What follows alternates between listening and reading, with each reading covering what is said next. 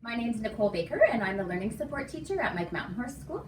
And I'm Dan Braco. I'm a grade 1-2 teacher at Westminster Elementary. Our collaborative community is in creating independent learning centers, literacy and numeracy centers for Division 1 students. Our community started with two of us. When collaborative communities began in our district, we formed a group which started out creating the literacy centers. I had just left grade 1 for the learning support role, and our other member was a new grade 1 teacher. And so we worked together to create and find previously created literacy centers. And slowly over the years, we have stayed together and added 3 new members. So we now have 5 members from 3 different schools, and we have expanded our work to include numeracy centers, to include the cross-curricular competencies that the government brought in with the ministerial order originally. And we created a database of sorts where their literacy and numeracy centers are listed along with all the competencies that they address. And then eventually we created a reverse directory where teachers could search by competency for the centers in the areas of literacy and numeracy that would allow students to address those competencies. Yeah, and as one of the new members, they had a lot of work done already. So when I came on board, we were working on just cleaning it up and making it more user-friendly or more available to teachers to use in their classrooms quicker. Just seeing how excited the students get with using the independent activities, and they're able to take a look at if they're correct because it's all self-correcting for them. And they really like working with their peers, so they really like to enjoy or play a card game based around sight words.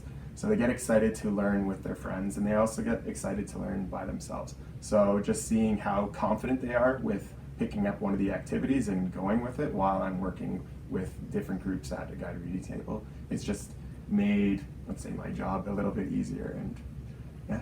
We would like all of the materials that we create to allow students to be independently or in small groups meaningfully engaged in activities that are around literacy or numeracy skills that they need to develop or refine, and that allow the teacher to continue to work with their small group with limited interruptions in order to manage the rest of their class.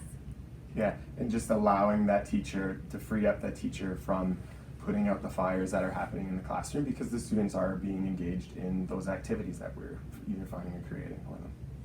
I was saying how students get a choice in our classrooms, so they get to pick what we're going to be focusing on or what different activity that they enjoy.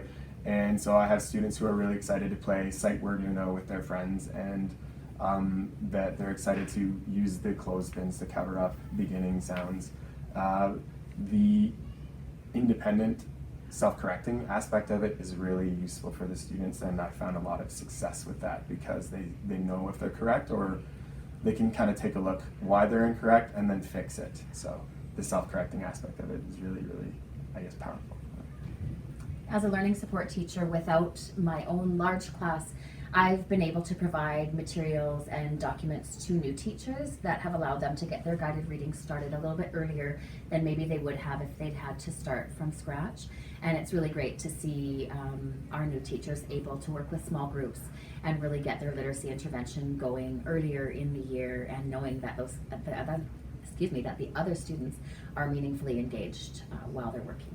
Some of us are moving to different grades, and ideally we would love to continue on with the work that we're doing, because we have a large database of different activities that we have found and created, and now I think we're finally getting the ball rolling where we can actually hand it over to have other teachers take a look at what we've been working on. Yeah, we'd like to move on to including the new literacy and numeracy progressions. And so in the fall, we'd like to just take a look at those and see how they can correlate with what we've already done, see what we might need to change to stay current. It feels like an ongoing project that might never end, but we love it, and it's able to be used by us and by lots of other teachers on an ongoing basis. So we're happy to continue doing the work.